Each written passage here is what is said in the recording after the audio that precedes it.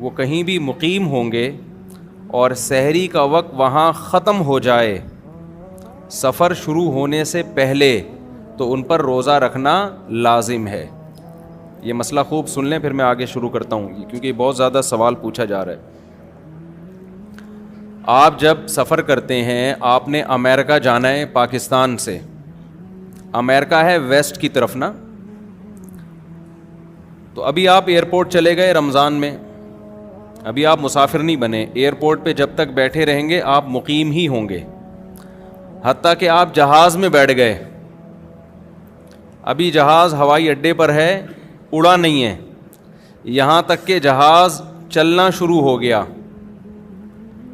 اور اسی دوران سحری کا وقت ختم ہو گیا, تو چونکہ روزہ شروع اس حالت میں ہوا ہے کہ آپ ابھی مسافر بنے نہیں ہیں, تو آپ پہ روزہ رکھنا بولیں لازم ہے. تو آپ کو نیت کرنی پڑے گی, دل میں نیت کہ میرا کیا ہے, وہ روزہ ہے. اب جب جہاز ہوا میں اڑ گیا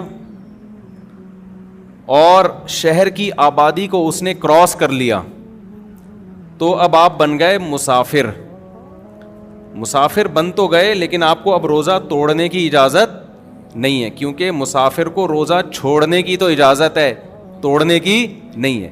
جب چھوڑنے کا ٹائم تھا تو مسافر بنے نہیں تھے, اور جب مسافر بنے ہیں تو روزہ شروع کر چکے ہیں, اسٹارٹ کر چکے ہیں, لہذا اب توڑنے کی اجازت نہیں ہے. سمجھ میں آ رہی ہے بات کہ نہیں آ رہی؟ اب ہوگا کیا, اگر آپ مغرب سے مشرق کی طرف جا رہے ہیں, آسٹریلیا کی طرف جا رہے ہیں, میں پہلے نا دنیا کے نقشے میں نے بہت دفعہ سمجھنے کی کوشش کی, سمجھ میں نہیں آتے تھے کہ کون سا ملک کدھر کو ہے, یہ نقشوں سے سمجھ میں نہیں آتا. جب ٹریولنگ شروع کی ہے نا, ٹریولنگ, اب دنیا سمجھ میں آنا شروع ہوئی ہے کون سا ملک کدھر کو ہے. سمجھتے ہو؟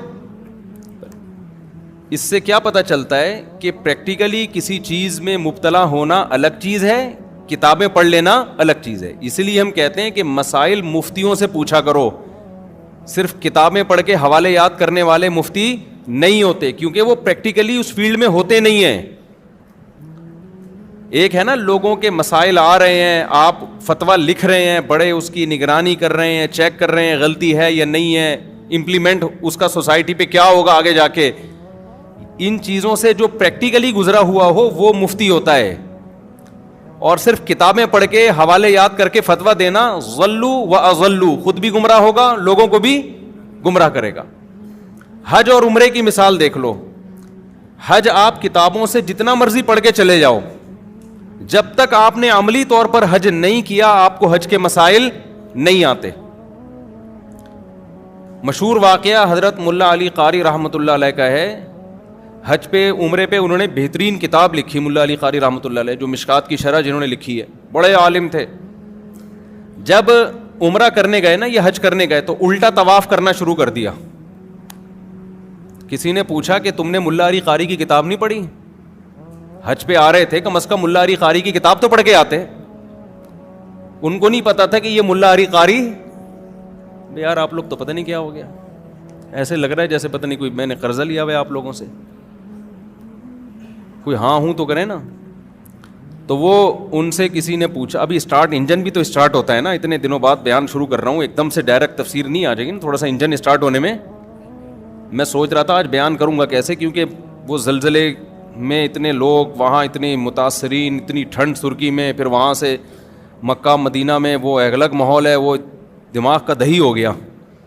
تو ابھی تھوڑا انجن اسٹارٹ ہونے میں کیا لگتا ہے, ٹائم لگتا ہے, اس ٹون میں آنے میں جو رمضان میں تراویح کے بعد کے ایک الگ سے بیانات ہوتے ہیں, وہ خیر میں ابھی شروع کروں گا انشاءاللہ.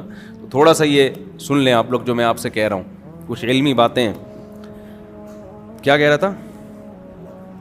ہاں, تو ملا علی قاری رحمۃ اللہ علیہ سے وہ بندے نے کہا کہ ملا علی قاری کی کتاب پڑھ کے حج کرنے آ جاتے نا, کسی عالم کی کتاب پڑھ کے مسائل تو سیکھ لیتے.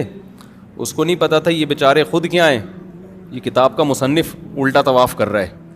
تو پریکٹیکلی کسی چیز میں جب آپ مبتلا ہوتے ہیں, اس کا تجربہ ہوتا ہے, وہ بالکل الگ ہوتا ہے, اور کتاب پڑھ لینا بالکل, ایک کتاب بھی ضروری ہے, لیکن عملی طور پر. میں بھی عمرہ کرنے گیا, میں الحمدللہ اللہ نے بہت دفعہ عمرے کی توفیق دی ہے, مجھے یاد نہیں کتنے عمرے کیے. اب جب میں گیا ہوں نا تو پھر میں بھول گیا. طواف میں رمل طواف میں کرنا ہوتا ہے یا حج میں بھی کرنا, صرف حج ہی میں ہوتا ہے؟ حالانکہ جب بھی آپ عمرے کا طواف کرتے ہیں نا, سفر سے آتے ہیں, تو پہلے چکر میں 3 چکروں میں رمل کرنا پڑتا ہے. میں بھول گیا, کئی دفعہ عمرے کر چکا ہوں میں.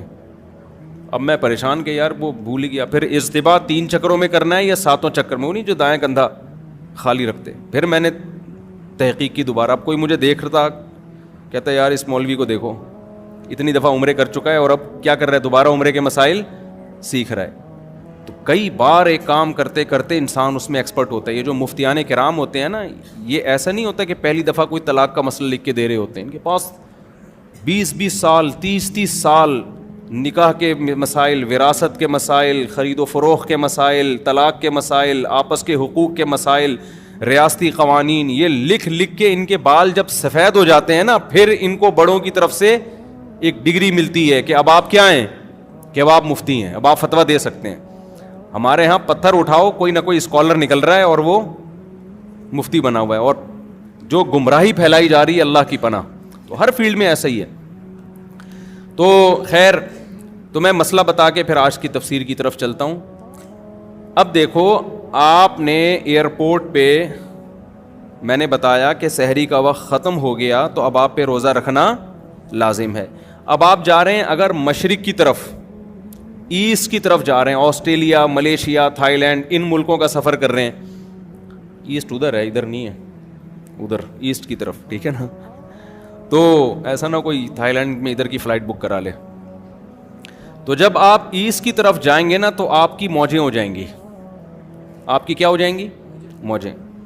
کیونکہ سورج ادھر سے نکل رہا ہے اور آپ جا کس کی طرف کو رہے ہیں؟ سورج کی طرف. تو ٹھک ٹھک کر کے نمازیں بھی آئیں گی اور سورج بھی بہت جلدی غروب ہو جائے گا. تو آپ کا روزہ بڑے مزے سے گزر جائے گا.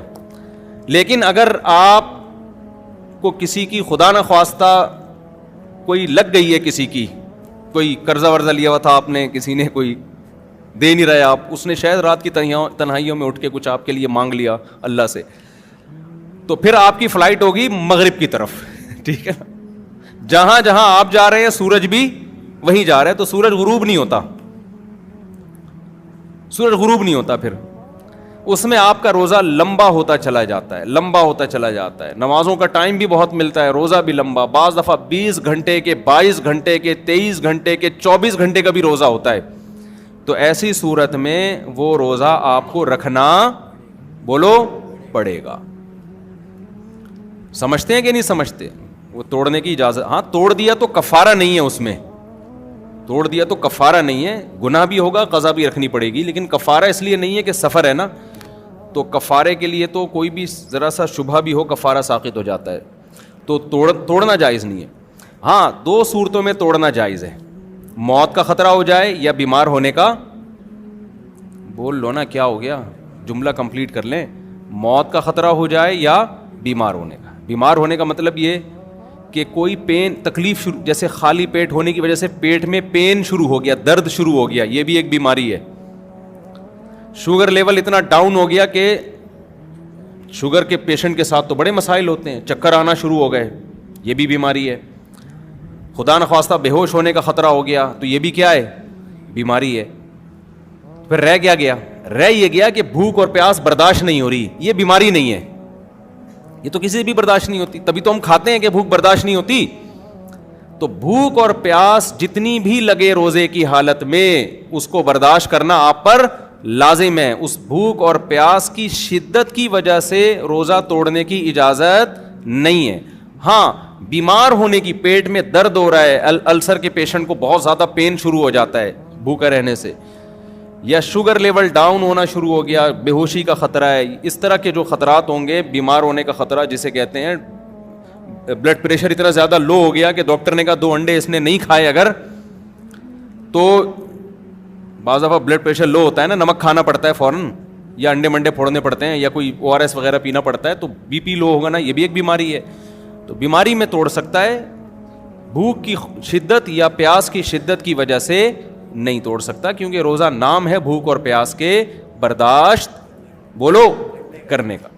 خوب سمجھ لو. بعض دفعہ ایسا بھی ہوتا ہے کہ آپ سحری میں پانی پینا بھول گئے اور پتہ چلا سحری کا وقت ختم ہو گیا, اوبے یار پانی تو پیا ہی نہیں, اوئے ہوئے ہوئے, ایسا ہوتا ہے. کوئی بات نہیں, اب گیا, ٹھیک ہے نا, یہ کوئی شرعی عذر نہیں ہے.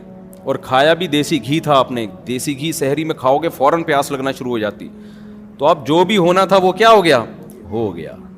اب پیاس بہت لگے گی, سارا دن کیسے گزاروں گا, اف ٹینشن میں, او بھائی اس کی بیس پہ آپ کو روزہ توڑنے کی اجازت بولو نہیں ہے. سحری میں آنکھ ہی نہیں کھلی. ہمارا ترکی میں کیا حال ہوا, آنسو نکلتے نکلتے رہ گئے, کیونکہ ترکی میں ایک تو شہر ہے استنبول, استنبول میں تو بڑے بڑے ہوٹل ہیں, وہاں آپ جاؤ ترکوں کی ڈشیں, گوشت ملتا ہے آپ کو کھانے میں, کچھ کسی حد تک روٹی بھی مل جاتی ہے, اگرچہ یہ والی روٹیاں نہیں, لیکن بہرحال روٹی ٹائپ کی چیزیں ہوتی ہیں, گزارا ہو جاتا ہے. لیکن ہم ترکی میں گئے تھے شام کے بارڈر کی طرف, وہاں ان کا جو کھانا تھا وہ کھانا ہوتا تھا 2 برگر فائبر والے نہیں ہوتے, جس میں فائبر چوکر, یہ جو ہم بکریوں کو کھلاتے ہیں نا, ابے بغیر چھنا آٹا جس کو کہتے ہیں, وہ والا آٹا, اور وہ بھی گول گول پیڑے 2-3, جو بن نہیں ہوتا صبح بیکری سے جو ملتے ہیں بن, ایک تو وہ بن ہوتا ہے نا میدے کا, وہ میدے والا بن نہیں, عام بن, اور زیتون اور آملیٹ, اور اللہ آپ کا بھلا کرے اس ٹائپ کی چیزیں بس سمجھ لیں. ہمیں چاہیے کھانا بھائی, ہمارے پیٹ میں جب روٹی کا بھاری نوالا جب تک نہ گرے ہمیں تسلی نہیں ہوتی. پھر چاول بھی ایسے عجیب سے چاول, وہ یہ چاول ہی نہیں ہے جو خوشبودار چاول ہوتے ہیں, عجیب سے وہ یوں سمجھ, بچوں کو ہپا نہیں کھلاتی مائیں, ہپا کھا لو ہپا, وہ والے چاول. اب ہوا یہ کہ ایک دن آدمی کھائے, 2 دن کھائے, 3 دن کھائے, بھائی پیٹ میں آتے پریشان ہو گئی ہیں, اور پھر رمضان شروع ہونے والا ہے, کیسے گزارا ہوگا. اور میرے ساتھ تھے ہمارے ماشاءاللہ پٹھان سوات کے کوہاٹ کے, اس کو تو چاہیے کوئی بھاری بھرکم نوالا, ہمیں بھی ایسے ہی. اب کیا ہو رہا ہے کہ ہم نے 4 بجے وہی کھایا ان کا نا, وہ عجیب سا بالکل وہ فائبر ہی تھا بس, وہ کولیسٹرول کم کرنے کے علاوہ کوئی کام نہیں کر رہا تھا. وہ 4 بجے کھایا, پھر رات کا کھانا ہم نے کھایا نہیں. ہم نے کہا اب صبح سحری میں ڈٹ کے کھائیں گے. 4 بجے کا بندہ کھایا ہوا, صبح جب سحری ہمارے پاس آئی ہے, پہلا روزہ ترکی میں تھا, پھر ہم وہاں حرم چلے گیا تھا میں, تو جب سحری ہمارے پاس آئی ہے تو وہی 2-3 ڈیزائن رکھے ہوئے تھے ہمارے سامنے. یہ زیتون ہے, یہ شہد لے لیں آپ, یہ پنیر لے لیں, بھائی کھانا دو ہے اللہ کے بندو, کیا چاہیے, حالت خراب ہو رہی ہے یار. پھر چلنا, سردی اتنی شدید, سردی میں تو ایسی بھوک لگتی ہے, اور پھر سارا دن کا روزہ رکھ کے کام کیسے ہوگا. تو میری تو حالت یہ تھی, وہ دیکھ کے نا میرے آنسو نکلتے نکلتے رہ گئے. میرا دل کیا میں پھوٹ پھوٹ کے کہیں جا کے روؤں میں. تو میرا تو پھر بھی تسلی یہ تھی کہ چلو سفر, ابھی حرم شریف جا رہے ہیں, مدینہ منورہ, وہاں جدہ جانا تھا تو وہاں جا کے کھا لیں گے. لیکن ان ساتھیوں پہ بہت ترس آیا, تو وہ میں نے پھر حرم میں 3-4 دن گزارے. وہ وہاں سے مجھے نا افطاری اور سحری کی تصویریں بنا کے بھیجتے رہے کہ مفتی صاحب افطاری میں یہ ہے, سحری میں یہ. بڑی ہمت ان ساتھیوں کی, ابھی بھی وہیں پر ہیں, اللہ تعالیٰ ان کو جزائے خیر دے. تو اس لیے ہمیں جو یہاں کھانے ملے ہوئے ہیں نا, صحت کا بے شک بیڑا غرق کریں, لیکن مزہ بہرحال مزہ آتا ہے یار. نوالا پیٹ میں گرتا ہے, میں نے کہا ہمیں تو پراٹھا چاہیے, کچھ نوالا پیٹ میں گرے, ٹھا کر کے آواز آئے. یہ جو ہم عجیب سی چیزیں کھا رہے ہیں, چوکر فائبر, منہ میں جا کے غائب ہو جاتا ہے. وہ شہد گرے گا پیٹ میں, کیا پتہ چلے گا. شہد بھی اگر ہے تو روٹی سے نا, صحت کی بات نہیں کر رہا. ہو سکتا ہے ڈاکٹر سارے وہاں پہنچ جائیں ترکی کے, یار اتنی اچھی بہترین ہمیں فیڈ مل رہی ہے وہاں پہ, اور بہترین ہمیں خوراک مل رہی ہے, لیکن وہ پیٹ میں نوالا جو ہے نا بڑا مسئلہ ہو رہا تھا, کہاں سے کہاں. تو میں اس پہ کہہ رہا تھا, اب میں وہاں جا کے یہ کہتا کہ یار چونکہ ہمارے مطلب کی سحری نہیں ہے اور رات شام 4 بجے کھانا کھایا ہوا ہے تو ہم روزہ چھوڑ دیں. سفر کی بیس پہ چھوڑنے کی تو اجازت تھی, اس بیس پہ نہیں چھوڑ سکتے کہ ہمیں سحری کیا مل رہی ہے, ہماری مرضی کی نہیں مل رہی.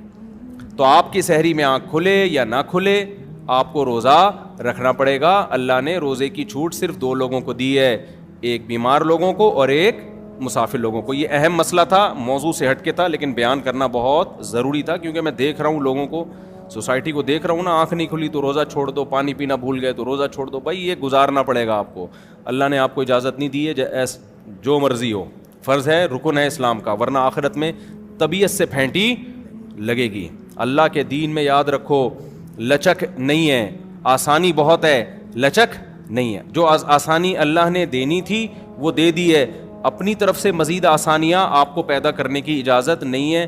اکثر لوگ یہ بات کہتے ہیں اللہ غفور الرحیم ہے, اللہ معاف کر دے گا. یہ بہت خطرناک جملہ ہے. آپ خدا کی نافرمانی کر رہے ہو اور یہ کہہ رہے ہو کہ اللہ کیا ہے, غفور الرحیم ہے. یہ بہت, دیکھو اللہ جب گناہ کی بات کرتا ہے نا کہ گناہ مت کرو, تو جہنم